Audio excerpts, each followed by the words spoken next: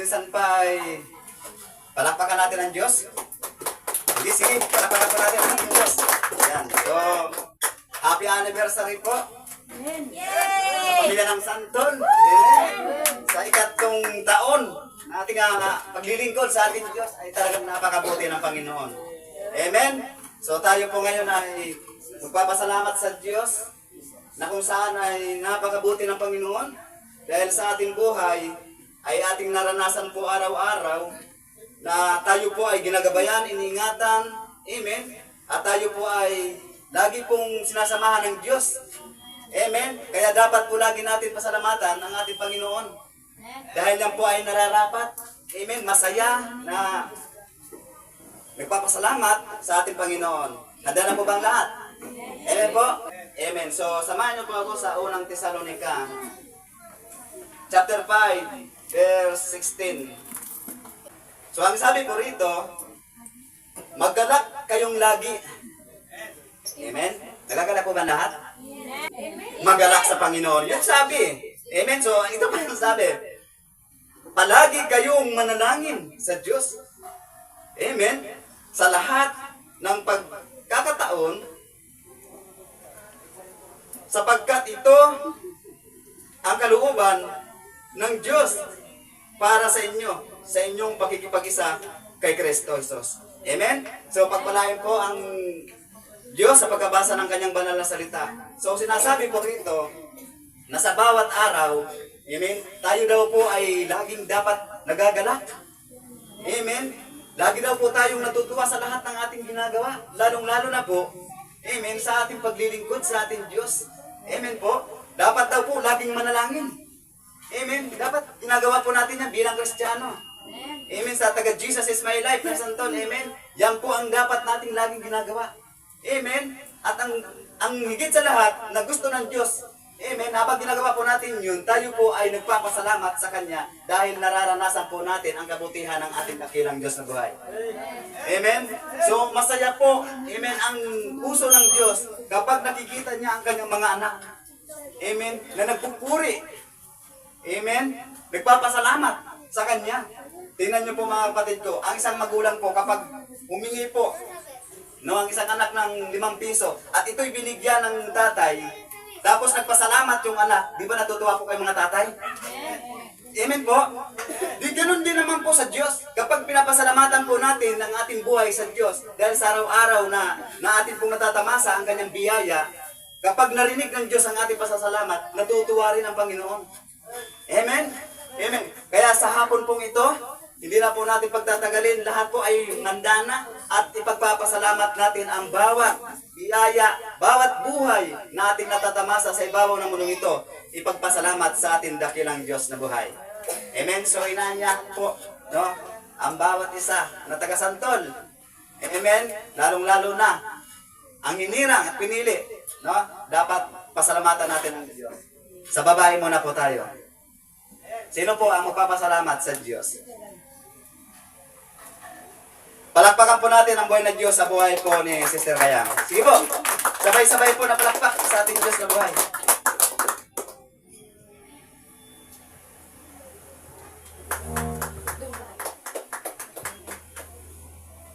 Ako po, nagpapasalamat po ako sa Panginoon sa kahabagan niya po sa buhay ko. Nagpapasalamat po ako sa Panginoon dahil kung dati po, napakahirap po ng mabigat po yung dinadanas ko. Pero, simula po nung tinanggap ko po si Jesus sa buhay ko, alam niyo po na, sabi ko nga po noon, na unti-unti niyang papatagin yung dinadaanan kong bako-bako. Ayan po, na pinanghawakan ko po yun sa Diyos. Hindi po ako nagsawa, kahit napakarami ko pong pinagdaanan. Pero, nagpapasalamat po ako sa Panginoon dahil hindi niya po ako binitawan. Lagi po akong nagsusumiksik po ako sa Kanya. Salamat po sa Diyos kasi simula po nung dumating po ako sa Jesus is my life, marami po akong pagsubok pero hindi ko po yung tiningnan. lagi ko pong tinitingnan na ang gagawin po ng Panginoon, kung ano pong gagawin niya po sa akin. Pero nagpapasalamat po ako sa Panginoon dahil ayun po, napakapayapa po ng buhay ko ngayon. Salamat po sa Diyos na napakahirap po. Kahit kapag nakikita ko na po yung mga nangyayari sa akin, nababalikan ko po. Pero lagi ko po yung pinagpapasalamat sa Panginoon dahil lagi po siyang nandyan. Para akayin po niya ako sa lahat ng mga problema ko. Kaya dapat po, kung sino man po sa atin ang nanghihina, magpakatatag lang po. Ayan po, na wala pong ibang gagawin ng Diyos, puro kabutihan po. Salamat po sa Panginoon, sa Kanya po ang papuri. Amen. Ganun po kabuti ang Diyos. Amen. Alam naman po natin ang Panginoon ay mapagkalinga. Amen. Matulungin ang Diyos. Ang gusto lang ng Panginoon na ang ating pong bigat ay patuloy lamang na ilagak sa Kanya. Amen. Ang ating mga alalahanin, ang ating bigat, sapagkat ang Diyos po ay mapagmalasakit. Yan po ang sinasabi niya sa unang Pedro chapter 5, verse 7. Kung di ako nagkakamali. Ang Diyos po ay nagmamalasakit. Nais po lamang niya na tayo po ay lumapit sa Kanya. Amen. At ilagak sa Kanya ang lahat ng ating alalahanin at bigat. At dadanasin po natin ang gaan. Amen. At kagadakan sa buhay na ito. Amen. Dahil yun po ang gusto ng Diyos, kailangan tayo magtiwala sa ating sarili. Sa Diyos natin ipagkatiwala ang lahat ng bagay na anong meron sa ating buhay. Amen. Lalo na kung bigat, problema, pagsubok. Alam naman po natin, bago pa dumating ang mga pagsubok sa buhay natin, ay naranasan na po ng mga lingkod noong una pang panahon, 2,000 years ago. Amen. Sabay-sabay na palakpak sa atin na kailangan niya sa buhay. Sa babae po, sino pa po? Palakpakan po muli natin ang buhay na Diyos sa buhay po ni Sister Nini. Sige po, tuloy-tuloy ang palakpak para sa Diyos.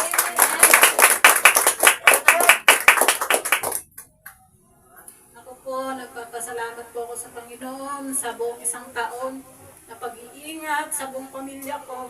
Nagpapasalamat din po ako sa Panginoon sa mga pagsubok, sa bigat. Nagpapasalamat po ako sa Diyos kasi yun po ay nagiging kalakasan ko. Ang mga bigat na binibigay ng Diyos. Maraming salamat po sa Kanya kasi may Panginoon po, lahat po kinakaya ko. Sa mga himala po na ginawa ng Diyos sa buhay ko, maraming salamat po sa Panginoon, sa Kanya po ang papuri. Kasi po, sa mga dinaranas sa buhay, may mga himala, may pagsubok. Pero salamat po sa Diyos kasi lahat po yun, pinapakaya po niya sa aking lahat. At saka nagpapasalamat din po ako sa dugtong buhay ng mga magulang ko sa araw-araw na kaligtasan nila. Salamat sa Panginoon. At nagpapasalamat din po ako sa patuloy niyang pag-iingat sa buong pamilya ko. Sa araw-araw nilang biyahe, sa bawat araw ng pag-alis nila sa bahay. Salamat po sa Panginoon kasi bumabalik po silang ligtas lahat. Salamat po sa Panginoon at sa kalakasan ko sa araw-araw sa aming magkapatid. Maraming salamat po sa Diyos sa lahat ng biyayang binibigay niya sa amin. Salamat sa Panginoon. Lahat po ng sa buhay ko, sa Diyos po ang kapurihan. Kasi lahat po ay pinapakain niya sa atin. Sabi po nga niya sa atin, hindi po niya tayo iiwan, ipababayaan na. Salamat po sa Panginoon sa Lord. Amen. Totoo po yan. Hindi tayo pababayaan ng ating Diyos. Amen. Amen. So, yan nga po. Dapat po talaga na lagi po natin pasalamatan ang ating Diyos. Amen. At lagi po tayong manampalataya sa ating Panginoon. Amen. Sa isang pamilya na kapag may isa na nanampalataya, amen, yung mga pamilya na kahit hindi sila sumasampalataya, ay kasama po sila, amen, sa pag-iingat ng Diyos sa ibabaw ng mundong ito. Yan po yung sinasabi ng Gawas chapter 16, verse 31, kung di ako nagkakamali. Doon po kapag, ang sabi po doon, sumagot naman sila, amen, sumampalataya ka sa Panginoong Hesus, maliligtas ka, amen, maging ang iyong sambahayan. Amen, kaya sa buhay pong ito, kung ayaw po ng pamilya natin, tayo po ang sumampalataya sa Diyos. Amen. Dahil makikita po natin ang ating pagsunod. Amen. Na kumikilos ang Diyos. Bagamat sa ibabaw ng mundong ito, naliligtas sila, pero alam niyo po mga kapatid ko, individual po ang kaligtasan. Kung sino po yung nanampalataya, sino po yung naniwala kay Kristo, amen, ang nagmahal sa Diyos, siyempre siya lang po yung maliligtas. Amen. Kaya huwag din po tayo magsawa, nasira ng ating pamilya. Upang sa kanila din naman, amen, ay makarating ang biyaya ng buhay ng Diyos na ating pong natamasa sa araw-araw na buhay. Amen? Amen. So sino pa po? Sino pa po ang pinagpala ng Diyos, pinagaling, pumayapa? Sino pa po? Palakpakan po natin ang buhay ng Diyos sa buhay po ng mga Camila. Tuloy na noon. Kasi dito ako magpasalamat talaga kasi wala na ako sa wheelchair. Pansamantala muna dito sa Santol. Nagpapasalamat ako sa Panginoon. Bagamat nalit ako kasi nagurong ako ng kalat ko sa pagluto ng pansit. Kasi sabi ni Kaaway sa buhay brother, kapong ko yan mga urungan yan. Ba't ang dami-dami? Urong naman. Huwag ka nang bumibig, sabi ni Pastora, si Peryoman. Andun yung bilin ng pastora, kailangan natin tandaan. Kasi kung hindi natin tatandaan yun, kung sila apoy, iba lang ng tubig, may malamig tayo. Hindi na ako kumibo kasi mainam di ako nabutan. Dinibat ko na yung niluto ko dito. Kasi marami naman tanong. Kaya pagkabuti talaga ng Diyos sa kabila ng maraming pagsubok. Mukhang walang pagsubok ng mga kapatid, pero marami yan. Bundok-bundok yan. Pero pinapatag ng Diyos yan. Anong gagawin natin mga pagsubok? Alam magmukmuk tayo sa tabi. Kasi walang pagsubok na hindi naranasan ng marami. Lahat tayo naranasan yan. Dinanan natin yan sa buhay. Baga, yung mga nauna, napagdaanan nila yan. Kasi ang pagsubok na vitamina sa ating mga buhay. Kasi kung walang pagsubok, hindi tayo tunay na Christian. Kasi pag may subok, hindi talaga ng Christian. Talagang, andun, yung ano na sinesir ko lang, pang 3 years na po, ang anniversary ng Santol. Salamat sa Diyos. Sana kung samantalang taga-Santol, nandiyan po ako nangungupahan sa papa ni Hernandez. Pansamantala, nakikitara sa mana ko. Kasi may inalagaan ako na tatay na nakaiga. Dapat kasama ko siya, mainam na lang dumating aking may asawa, napakabait. Kaya sabi ko, di ko na isasama pa kasi umambon. Wala nang lugar, masigid na. Sabi niya, bahala ka, alis ako. Pinagkatiwala ko naman, bagamat umalis siya, andun naman silang pagbantay sa kanya. Amen. Hindi po pwede, hindi ako mag-aating, lalo na anniversary. Bagamat, pag-pray niyo kami mga kapatid, lalo na pastora kasi bukas dadalhin ko na si Lolo sa ospital. Nagang salamat sa Diyos.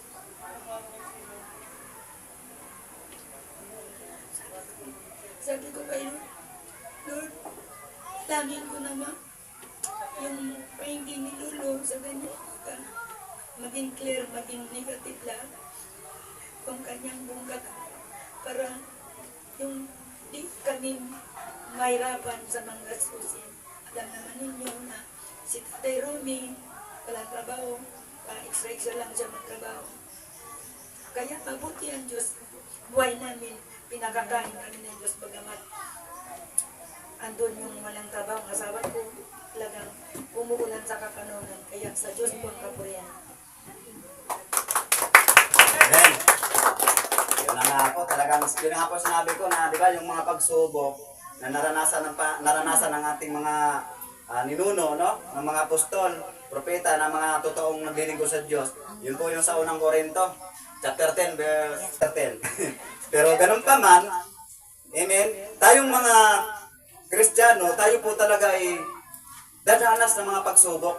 Pero alam niyo po ba, na ikaw na may pagsubok, ikaw talaga ay pinagpala. Amen. Amen. Mapalad. Amen. Yun po sinasabi ng Santiago, chapter 1, verse 12. Amen. Pinagpala o mapalad ang mga dumadanas sa mga pagsubok. At pagkatapos ang subukin at malampasan ito, ay may buhay na walang hanggan. Amen? So, tis lang kapag may pagsubok, samba. May pagsubok, basa ng Biblia, manalangin, at umaten sa lahat ng gawain. Dahil yan po ang gusto ng Diyos. Gusto mo ng buhay, sumunod tayo sa Panginoon. Amen? Amen. So sa mga lalaki naman po, sige, palakpakan po natin ang buhay na Diyos sa buhay po ni Brother Dondon.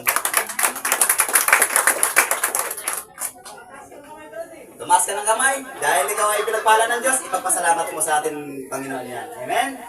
Amen. So, Amen. Ako, nagpapasalamat ako sa Panginoon dahil sa buhay natin. Napakasaya ka na sa Panginoon ka kasi hindi ka kinakabahan. At yung pagsampalataya ka lang sa Diyos. Lo. Wala kasi sa bundok to eh.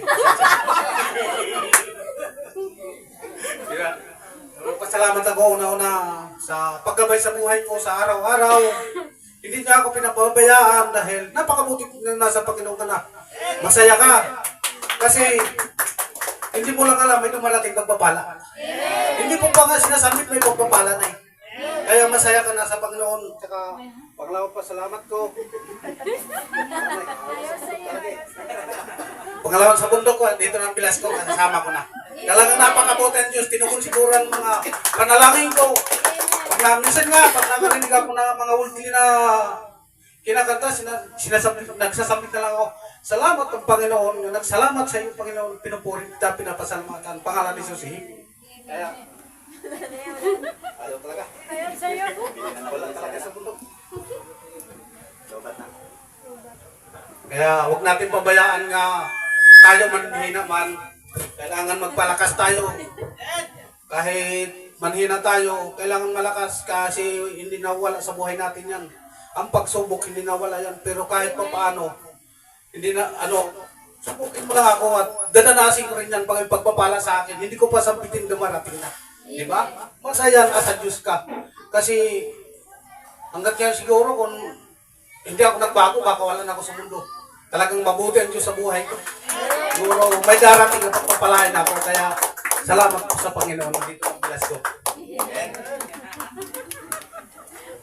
kung napapansin niyo po yung damit ni Brother Dondon, barangay police po siya sa ngayon.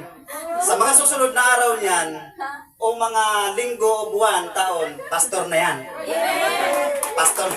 Amen. Amen. So alam naman po natin, kapag tayo po ay nanghihina, wala po tayong ibang lalapitan na magpapalakas sa ating kundi ang Diyos. Amen po. Yan po ang sinasabi ng awit 73, verse 26. Puso ko't kaluluwa kung nanghihina man ang Diyos. Amen. Ang lakas ang tangi kong kailangan. Amen. Kapag nanghihina po tayo, takbo ka sa Diyos. Hingin ang lakas. Amen. Hingin ang gaan, ang bigat. Wag po nating hilingin na mawala ang problema natin dahil hindi po mawawala yan habang po tayo ay nabubuhay. Ang hingin po natin sa Diyos ay ang kalakasan at katatagan at karagdagang pananampalataya upang po tayo magtagumpay sa araw-araw na buhay. Amen? Amen. So sa mga lalaki, isa pa. Sino pa po? Diyan sa labas, palakpakan po natin ang buhay na Diyos sa buhay po ni Daddy Jose. Sige po, sabay-sabay na palakpak sa ating Diyos. God is good. Mabuti ang Diyos dahil naka-atin ako ng pangalawang anniversary ng Santo. Papasalamat ako dahil dito ako dinala ng Diyos. Pagdating ng Friday, nagpapalakasan kami. So binigyan ako ng Diyos ng katalinuhan pagwala si Brother Sunny.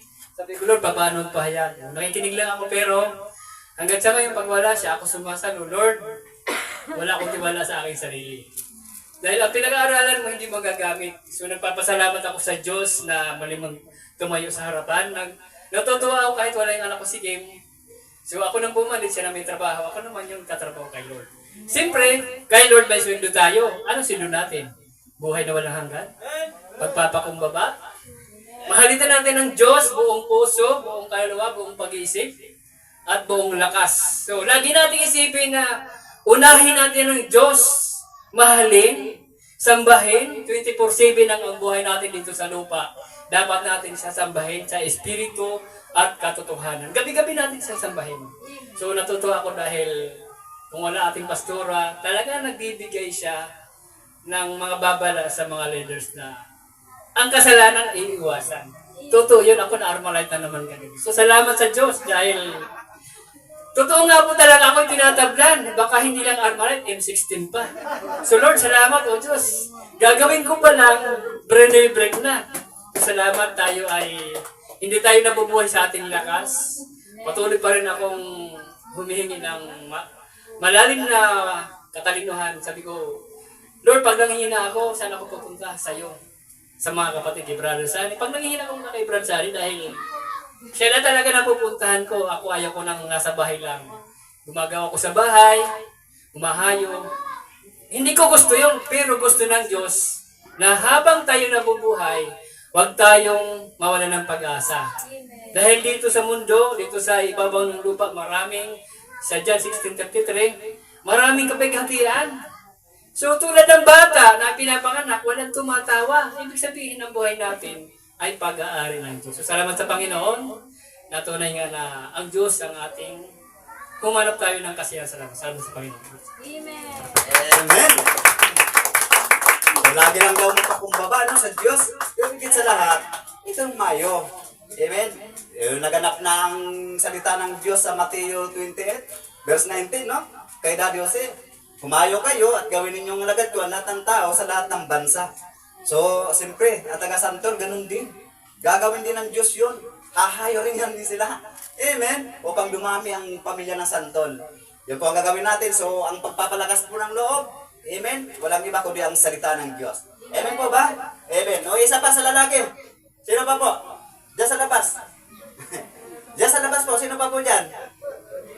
Pinagaling, pinagpala, amen, iningatan, ginagabayan. Palakpakan po natin ang buhay ng Diyos sa buhay po ni Brother Michael. Sige po, sabay-sabay po na palakpak sa ating buhay ng Diyos sa buhay.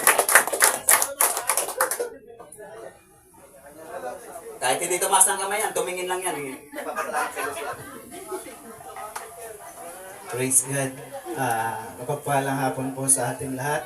Ako po lubos na nagpapasalamat sa Diyos sa kanyang kabutihan sa buhay ko, sa aking trabaho. Lagi niya akong iniingatan sa man ako mapadpad. Ako po ang trabaho ko po, ako po isang driver. Kahit saan po ako'y napupunta, napapadpad dahil po ako'y gala. Kagayon man, nilalayo po ako ng Diyos sa grasya, sa lahat ng sakuna, sa lahat po ng mga bagay po na hindi po maganda sa kalsada. So, yun po. Namamat.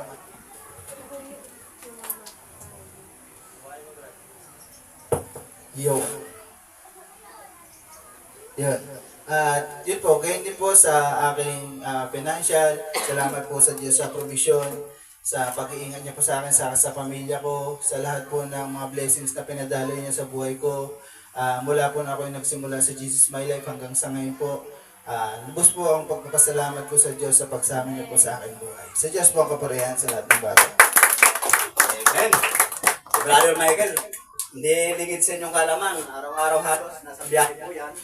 Amen. Talagang andun yung gabay, pag-ingat ng Diyos sa kanyang buhay. Amen. Kaya pinapapasalamat niya. Amen po. Amen. So ganun kabuti. Driver po siya. Alam naman po natin kapag driver, lover kay Lord yan. Amen mo ba? Kay Lord lang naglalab yan.